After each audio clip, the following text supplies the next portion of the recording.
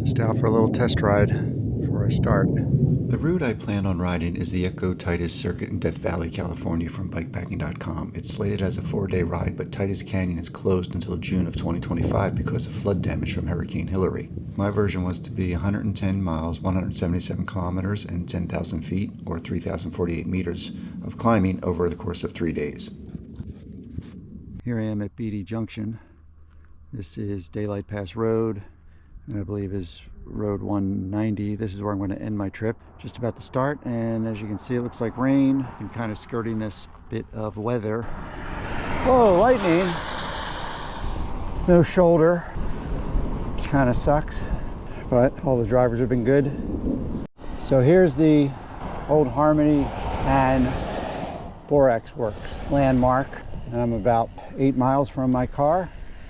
So I am going to take this. This will be great to get off that road. Man, that road sucks. It's pretty crowded in there. I would definitely recommend coming first thing in the morning. I came just as it opened, and I was in and out pretty quick. Pretty long line to get your entrance fee. Water on my way to 20 Mule Canyon, although I don't know if this is such a good idea with the rain. This is the shoulder I've had since Zabriskie Point. Pretty wide. Yep, gates open. Terrific. It's finally some gravel off the road.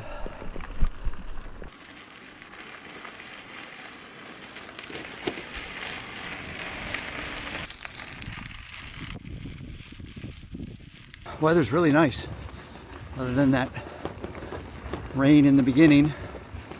Also 17 miles of tarmac without a shoulder, more or less. Looks like it's going to dump me back on 190, which I didn't realize. Maybe we'll go up to Zabriskie's Point. I think I'm going to have time. Today's going to be the easiest day of them, considering I have 10,000 feet and 110 miles. Dang.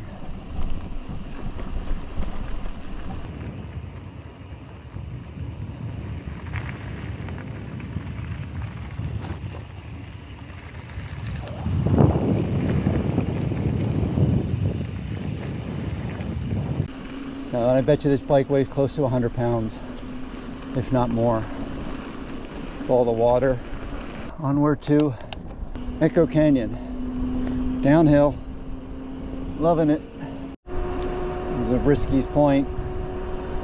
Guess I will go ahead and stop.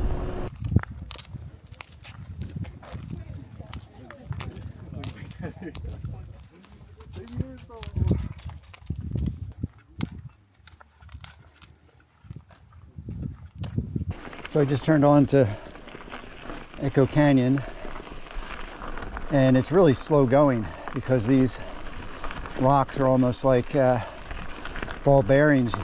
Start spinning, you know, you end up sinking down, and then you don't go very far. Looks like I'm coming up on campsite 1. This is basically a pullout. This is really tough. Slow going. I think the issue with the road was that it was recently graded or plowed, and there hasn't been enough vehicular traffic on it for it to compress down. It only got worse the further I went into the canyon.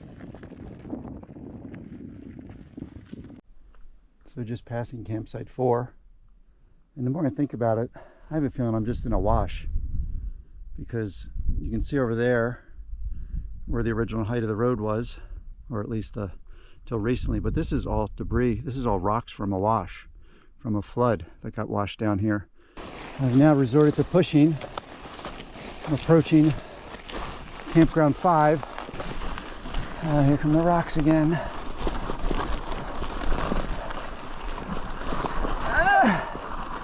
This is ridiculous. This is campground 7, and the website says that this might be a little bit of hike-a-bike for a little bit. Well, the whole damn road has been hike-a-bike. I would consider this unrideable, but kind of cool bit in the canyon. So here we are, made it to campground 8, which is right there. They're all basically just pullouts. Pushed my bike up here just as it started to rain, or it looked like it was going to rain. I started setting up my tent, and then wouldn't you know it, there was like a windstorm in the canyon. Just a tunnel of wind came down the canyon. I ended up moving it up over here to get out of the wind. I had to give up putting the tent up, and I was just like, I got to get some shelter. If this is going to be like this, I got to figure out what I'm going to do. I've got to go get in a corner and situate everything. Yeah, I have to sit down and reevaluate what I have tomorrow, how much climbing I have. I think I barely touched the elevation for this climb. I mean, the bike's really heavy with all the water. Not really type 2 fun at all. Saturday morning, beautiful day. Here's the other side of my campsite with that Lord of the Rings type of thing.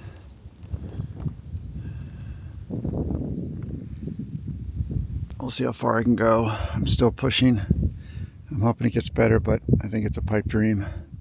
I'm still technically in a canyon because I have the walls on each side, but as you can see, they've become more like hills, and still debating whether I want to continue.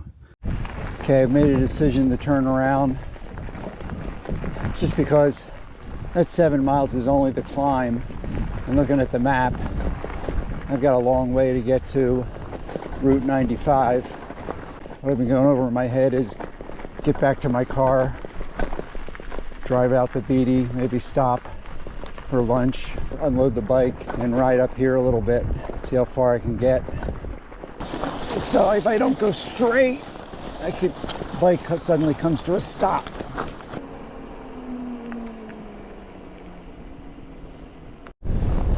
Headwind.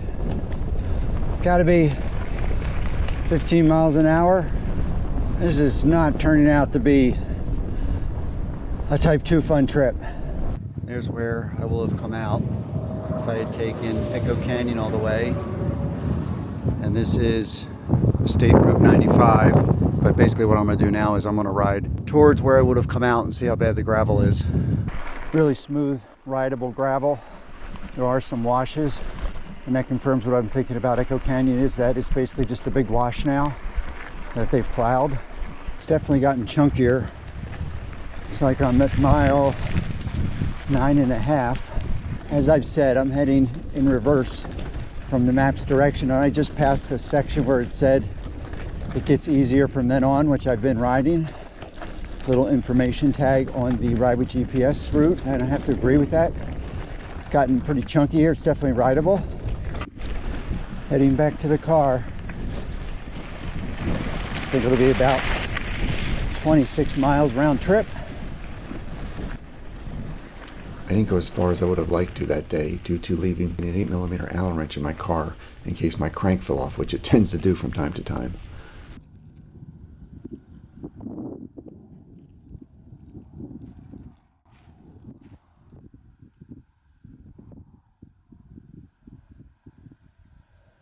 The initial plan was to camp out there, but I ended up getting a hotel room in Beatty since I was only doing the out and back rides, and I'd be driving home that next day and wanted to get a shower so I wouldn't have to stop again. Come back the next morning from where I was going to camp last night. I feel like I'm cheating when I stay at a hotel for bike packing when I can simply camp.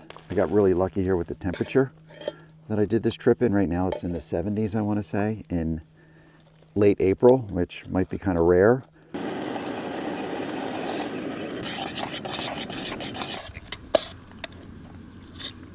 Taking 3 liters with me today. I'm only going to be about 30 miles, and I think 14 of it is on the highway coming back to the car. Not a really tough day. I'm unloaded. Ooh, look at that vista. Beautiful day though. Probably high 70s, sunny, a little breeze going downhill to keep me cool. Just really awesome. This is the best gravel of the whole trip. I am on a slight incline, I believe. This is like super smooth gravel. It's like perfect gravel, actually. Been seeing these little lizards yesterday specifically when I was out. These little lizards that they're on 2 legs and they just run really fast. I mean, they must be going 8 miles an hour, 9 miles an hour. It felt like they were going faster than I was on the bike.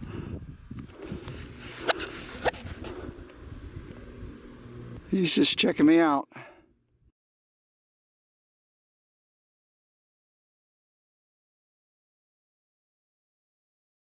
So I'm past the section in the route where it says it gets chunkier, I should say, and it definitely gets chunkier though.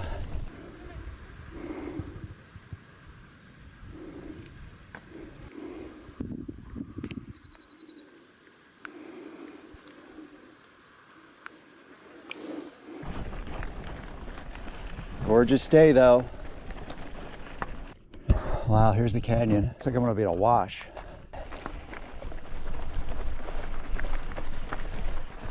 Just a little bit into it, very similar to Echo Canyon.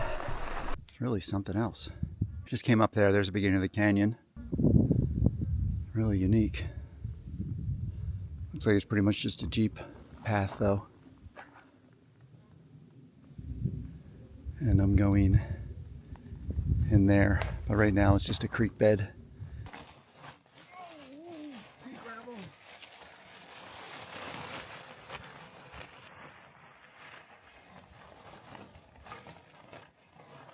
Yeah, so I'm walking again. It's a little bit more rideable than Echo Canyon, I think because of the weight of the bike. I'm still spinning my back wheel. That rock got pushed up here with the water that came down here. That rock doesn't belong up there. A little bit of base level here. You can see the dirt underneath. Let's try. Oops. Man, my back tire just spins. That's what I'm gonna do. I'm gonna go up there and see if that's a rideable berm. Yeah, this is definitely better than the wash. It's to my right. So you can see where I'm supposed to be down there. And I don't think I want to go all the way up there. Do I? Ooh. I don't know if I can go straight along here actually. Looks like I'm going to meet the road that the Garmin was going to take me into, but I veered quite a bit to the left from the trail because I've got to get back onto that trail there. This is definitely the way to go. Avoid that wash. Now I'm reconnecting with the path, which goes up here. It's gonna be tough, but as long as I can ride it. Kind of looking for the spring according to the map. It should be right up there, but I don't see anything, nor do I see a path.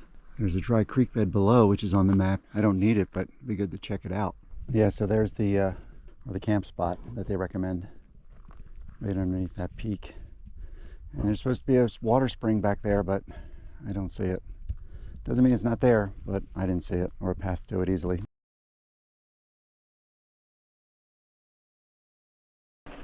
Oh, this is so smooth. Very nice.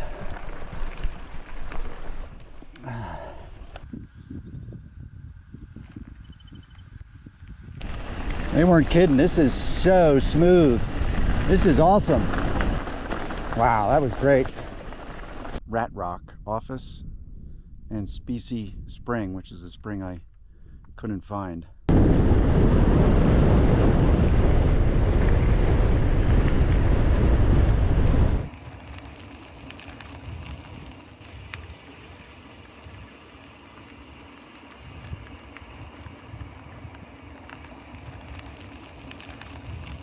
Okay, I'm on Route 95 now, heading back. Awesome day ride. Oh, another mule. Oh, there's water. I reevaluate it, I adjust it, and I'm actually pretty happy with the way the tour came out. It's ended up being an update to the route, some of the issues that it has, or at least that I feel it has. So yeah, thanks for watching. Hope you got something out of it, and hopefully see you on the next one.